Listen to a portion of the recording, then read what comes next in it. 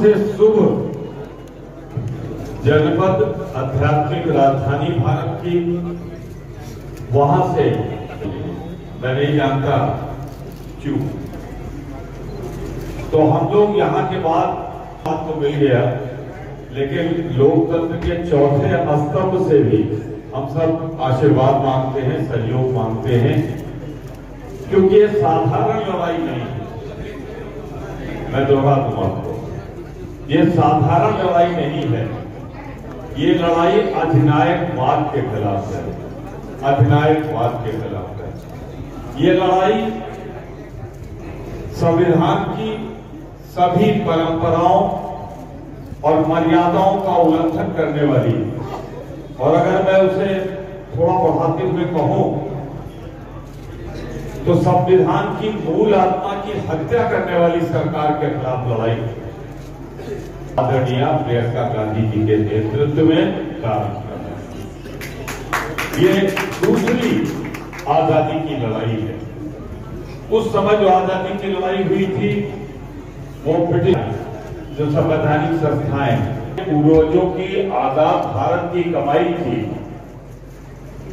जमीन बिक गई, आखिरी पहचान हमारी इंडियन एयरलाइंस एयर इंडिया भी बिक गई, रक्षा संस्थान बिक गए, नाम लेने लोगों को तो रक्त कहलाते थे, उद्योग रक्त थे जो, उन्हें चुनिंदा। तो अगर आप गौर से देखें तो जरा एहसास देखिए कि पहले भारत सरकार का एक कैबिनेट मंत्री बोलता है और फिर उसके बाद आज उत्तर प्रदेश सरकार के कैबिनेट मंत्री परसों बोले हैं कि जनता को कोई फर्क नहीं पड़ता 110 रुपए वाले पेट्रोल से, क्योंकि मोटरसाइकिल पे चलने वाले 5%। अब उनसे कौन पूछे कि सरकारी आंकड़े के मुताबिक 32% लोगों के पास टू व्हीलर है परिवारों में, 32% सरकारी आंकड़े, और टू व्हीलर सिर्फ घूमने टहलने के लिए नहीं होता, लोगों का व्यवसाय है। थ्री व्हीलर में कितने लोग जो काशी आते होंगे, चलते होंगे, टैक्सियां हैं। तो होता यह है कि सावन के अंधे को अंधे अंधा दिखाई पड़ता, सब हरा हरा दिखाई पड़ता है। तो आजकल तो मंत्री पद है, लेकिन इसे मैं मानता हूं कि जले पर जग जैसे नमक छिड़का जाए, लगभग उसी तरह से है। अब 140% हिस्सेदारी छात्राओं को स्मार्टफोन और स्कूटी, किसानों का पूरा कर्जा माफ,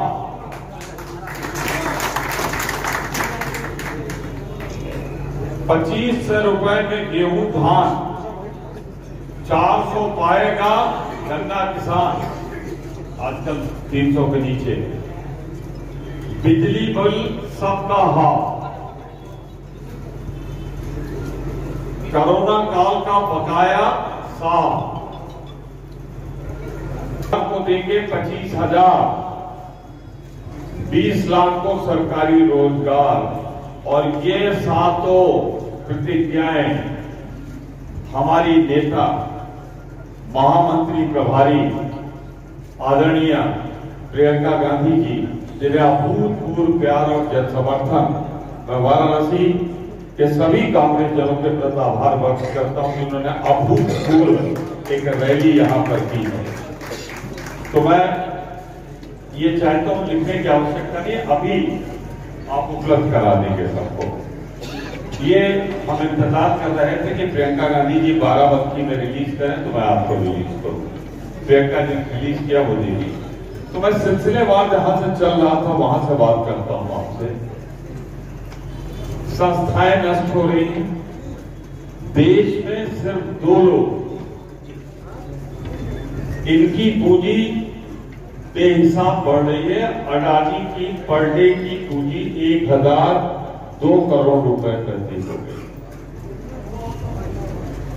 हंगर, भूख के मामले में भारतवर्ष सैकड़ा पार कर गया और आज पीड़ा होगी, आपको दुख होगा, तकलीफ होगी।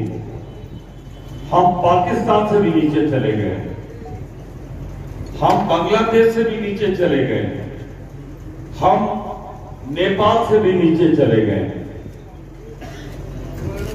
बेरोजगारी 48 साल की आजादी के बाद की सबसे बड़ी बेरोजगारी, जो ये हमारा प्रतिज्ञा है। आपने देखा इसमें हमने वादा किया कि 7 लाख लोगों को हम नौकरियां देंगे। जितनी बातें मैं कह रहा हूं उसका आप देखेंगे इसके प्रतिज्ञा में वचन हमारा है, प्रतिज्ञा हमारी है, संकल्प हमारा है और हमारा इतिहास साक्षी है। कांग्रेस जो कहती है वो करती है। हमने आजादी की लड़ाई लड़ी, जीती।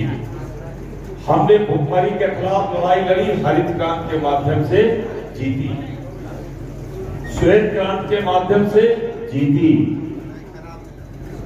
आज हमने किसानों का कर्जा पूरा का पूरा माफ करने की जो ऐतिहासिक घोषणा आज हम कर रहे हैं, हम इसको भी पूरा करेंगे, ये हमारा वादा है। पहले भी हमने जो कहा था वो 2009 में किया था। अगर गोरे अंग्रेजों के खिलाफ थी और ये दूसरी लड़ाई काले अंग्रेजों के खिलाफ। काले से मेरा मतलब रंग से नहीं है, काले से मतलब काले कारनामों से है। उसके जो काले कारनामे, आप पूछ सकते हैं कि इसके लिए हमने वाराणसी ही क्यों चुना। उसका जवाब हमारा आध्यात्मिक केंद्र, शैक्षिक केंद्र, आजादी की लड़ाई का मुख्य बिंदु, और जब आजादी की लड़ाई में मुख्य बिंदु वाराणसी रहा हो तो दूसरी आजादी की लड़ाई में हम वहीं से प्रारंभ करना है।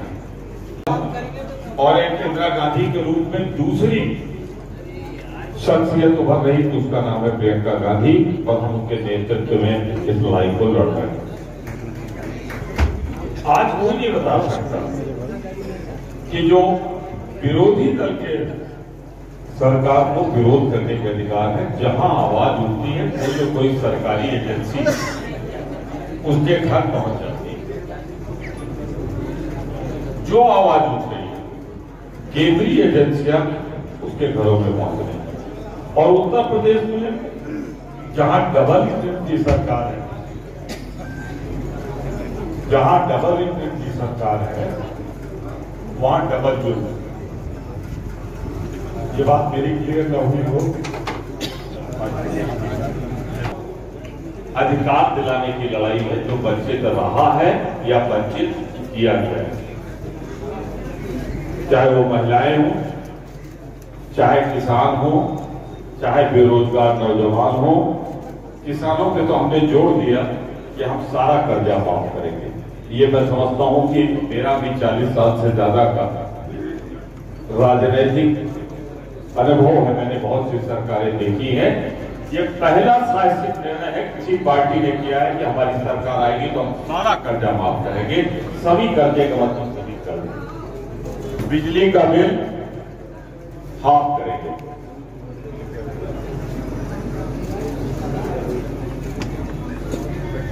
कुल मिलाकर कर आप देखें,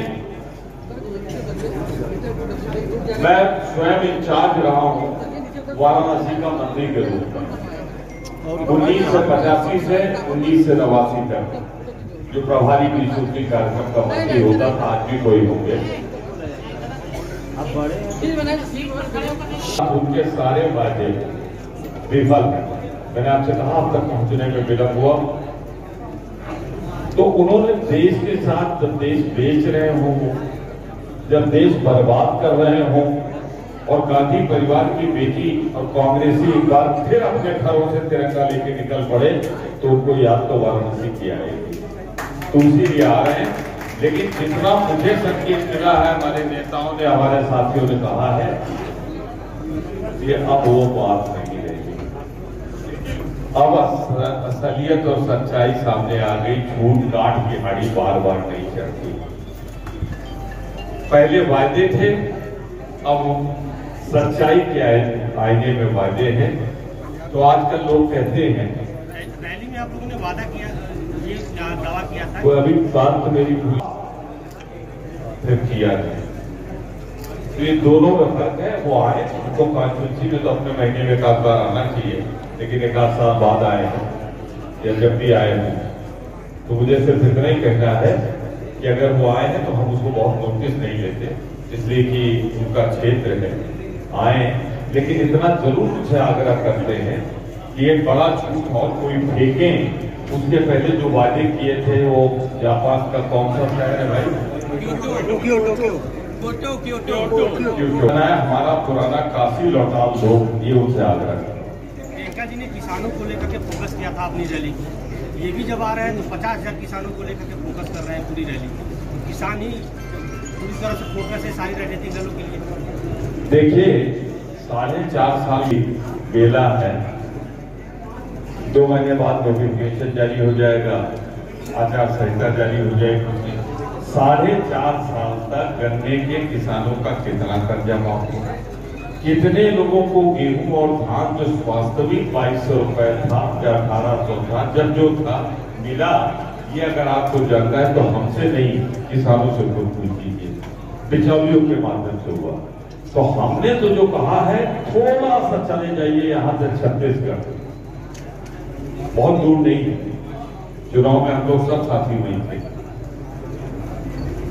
एक छोटा जानवर की जो समस्या उत्तर प्रदेश में है वो छत्तीसगढ़ में हुई। छोटा जानवर, मेरा निवाचन क्षेत्र ग्रामीण अंचल है,